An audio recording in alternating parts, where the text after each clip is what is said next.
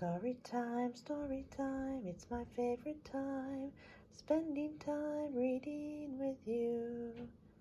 Welcome to another story time with Gam Gam. Let's see what we have for today. Welcome back to Story Time with Gam Gam. Our story today is Two Little Trains, and this story was written by Margaret Wise Brown, and the pictures are by Leo and Diane Dillon. Two Little Trains. This is to Antonia Marquiet, Albert Seta, and John Vital, Leo and Diane Dillon. Two Little Trains. Two little trains went down the track. Two little trains went west.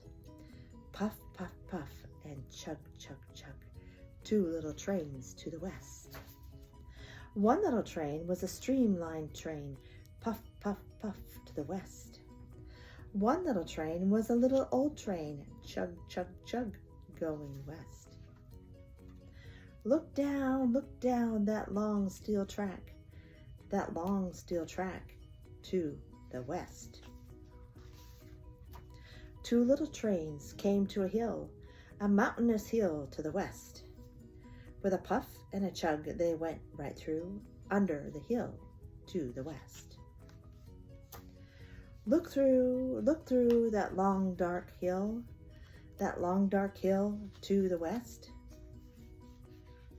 Two little trains came to a river going west.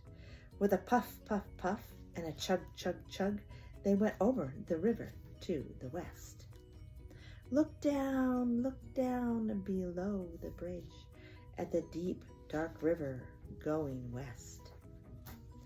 The rain came down on the two little trains going west, and it made them darker and wet and shiny as they went on their way to the west. The snow came down and covered the ground and the two little trains going west.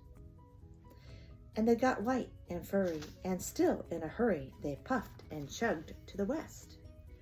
The moon shone down on a gleaming track and the two little trains going west.